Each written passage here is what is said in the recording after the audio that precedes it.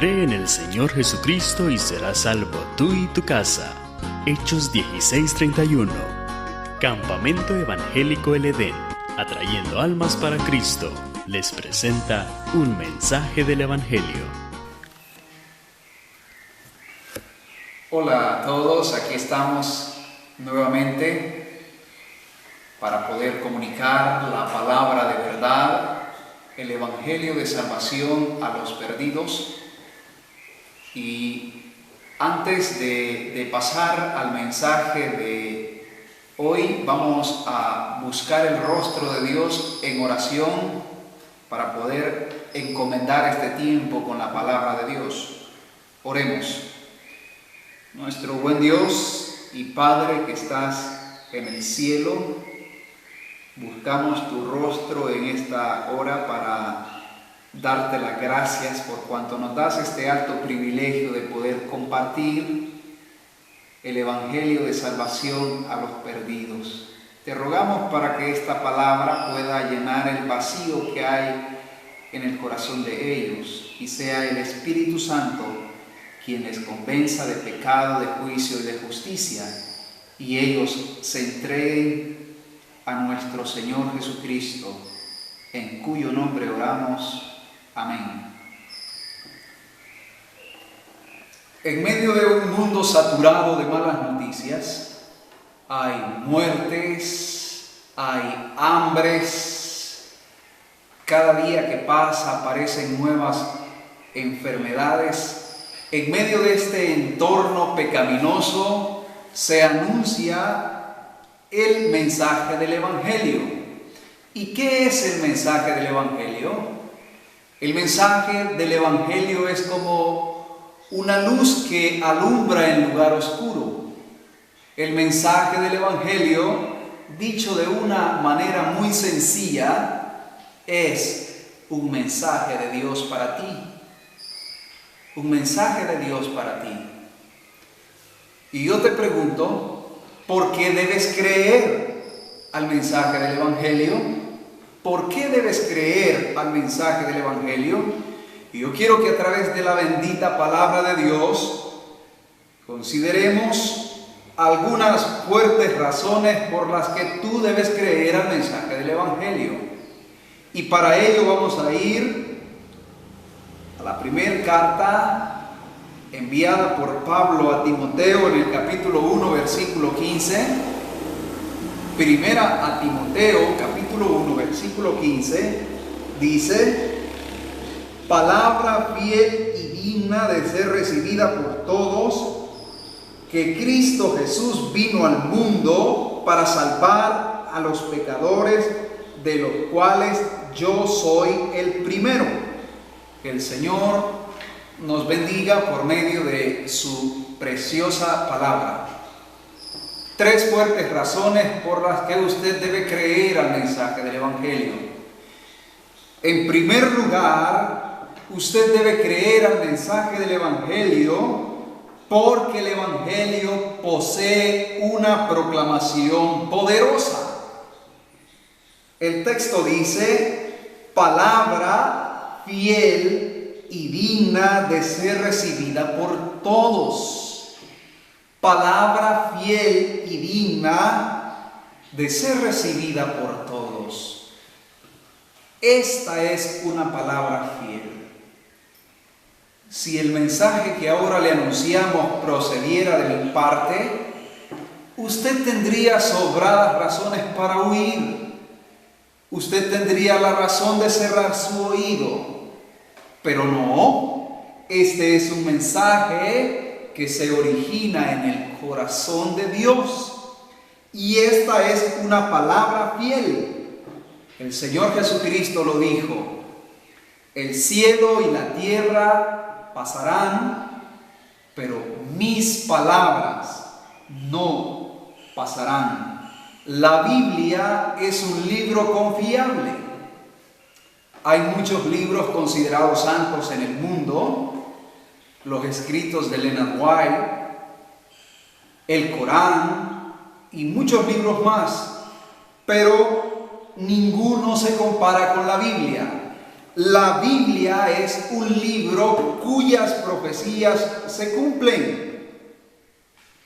La Biblia es un libro veraz. Desde Génesis 1 a Apocalipsis 22 tendrá un fiel cumplimiento. Pedro dice en una de sus cartas que tenemos la palabra profética más segura de todos los tiempos, a la cual hacéis bien en estar atentos como una antorcha que alumbra en lugar oscuro. Es increíble, amable oyente, es increíble el impacto que la palabra de Dios ha hecho a través de todas las generaciones en millones y millones de personas. ¿Por qué? Porque la Biblia es una palabra fiel. Porque el Evangelio posee una proclamación poderosa. Y yo te digo, amigo, en el nombre del Señor, hoy debes creer al Evangelio. Hoy debes creer al Evangelio. Pero en segundo lugar, tú debes creer al mensaje del Evangelio, porque el Evangelio descansa en una persona perfecta. Y el texto dice: palabra fiel y digna de ser recibida por todos, que Cristo Jesús vino al mundo.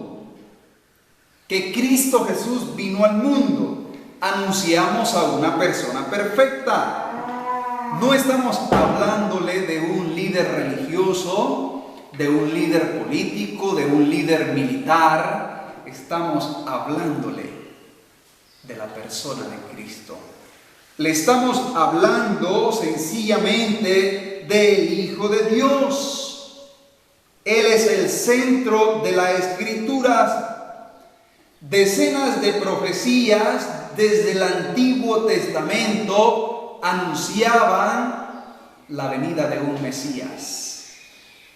La venida de Cristo al mundo no fue una simple casualidad. Todo estaba escrito desde el Antiguo Testamento, que tendría que venir un Salvador. Y el texto dice que Cristo Jesús vino al mundo. Y Pablo, escribiendo a los filipenses en el capítulo 2, dice: el cual, siendo en forma de Dios, no escatimó el ser igual a Dios como cosa a que aferrarse, sino que se despojó a sí mismo y vino a este mundo, y él fue obediente hasta la muerte, y muerte de cruz. Cristo Jesús vino al mundo con un propósito específico. Él venía a este mundo a morir por usted y por mí. Y yo sé que usted muchas veces ha escuchado la historia de Cristo Jesús. Llega el momento cuando Él tiene que entregarse, abandonarse en manos de hombres pecadores, los cuales le llevaron a un lugar donde le azotaron cruelmente, donde coronaron su cabeza con una corona de espinas. ¡Qué ironía más grande! El Rey de Gloria, el dueño y Señor de todo este vasto universo, fue humillado, fue coronado con una corona de espinas. Su rostro herido, sus espaldas fueron duramente heridas por nuestros pecados. Y llega el momento cuando aquel hombre llamado Pilato presenta a Jesús. No había parecer, no había hermosura en su rostro, y aquel hombre sangrante y deshecho es presentado ante una multitud, la cual gritó: crucifícale, crucifícale. Y usted podrá conmoverse y decir: ¿por qué hicieron así con Cristo? Oh, mi amigo, Ahí entre la multitud estaban sus pecados. Ahí estaban mis pecados gritando: crucifícale. Pusieron en sus espaldas heridas una cruz y la cargó él hasta aquel lugar llamado de la calavera, y en hebreo Gólgota. Y ahí el Hijo inocente de Dios fue clavado de las manos y de los pies y levantado en la vergonzosa cruz. Pero el sufrimiento de Cristo no termina allí. Hay un sufrimiento físico, hay un sufrimiento moral, pero también hay un sufrimiento espiritual. La ira de un Dios que estaba encolerizado con el pecador fue descargada sobre el cuerpo santo de Cristo en la cruz. Y Él clama ahí a gran voz: Dios mío, ¿por qué me has abandonado? ¿Por qué me has desamparado?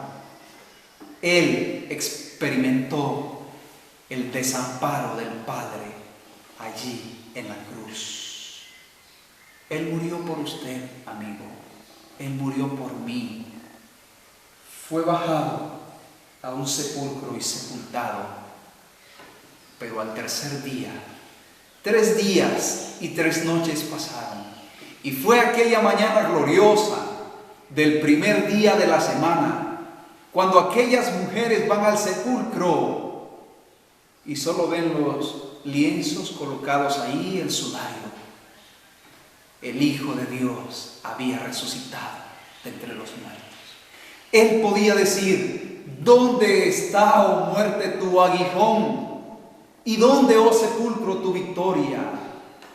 Anunciamos a una persona perfecta que resucitó de entre los muertos, que venció el poder de la muerte resucitando. Y usted debe creer hoy al mensaje del Evangelio, porque descansa en una persona perfecta, Cristo Jesús. Pero en tercer lugar, usted debe creer al mensaje del Evangelio, porque el Evangelio contiene un propósito personal. El Evangelio contiene un propósito personal. Y el texto lo dice claramente. Dice que Cristo Jesús vino al mundo para, en la gramática, esta palabra para genera un propósito. Y dice, ¿cuál es ese propósito? Dice, para salvar a los pecadores, de los cuales yo soy el primero. El Evangelio contiene un propósito personal y es salvarle a usted. Y la palabra salvar significa rescatar o librar de un peligro. Y usted podrá decir: pero yo no estoy en ningún peligro. Yo tengo salud física, yo estoy bien con mi vecino, con mi familiar. Oh, amigo, aunque usted posea todas estas cosas, quiero decirle que usted está en un grave peligro. Su vida pende de un hilo. Su vida está colgada de una débil telaraña. Y en cualquier momento esa telaraña se romperá y usted caerá a las profundidades del infierno. Ese es el peligro en el cual usted se encuentra, el peligro de morir e irse a la condenación eterna. ¿Sabe que solo hay un paso entre usted y el infierno? Y ese paso es la muerte. Y la muerte le puede visitar en cualquier momento. La muerte le puede visitar en este preciso momento y usted se perderá eternamente. Pero aquí está las buenas noticias.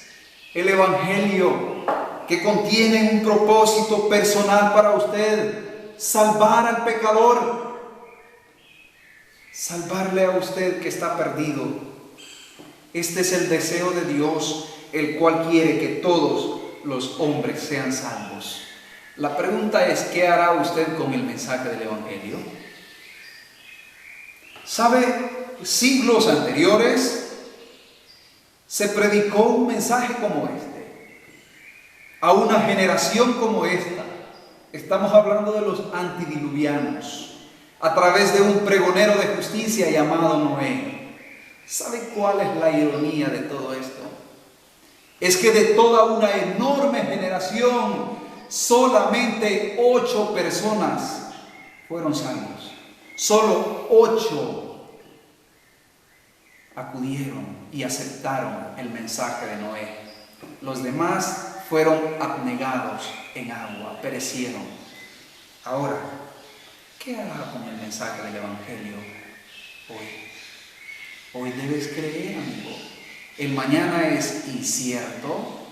El mañana es una teoría diabólica de parte de Satanás. El mañana podría tornarse para ti una eternidad en el lago de fuego. Ven a Cristo antes que sea demasiado tarde. Que el Señor nos bendiga con su palabra.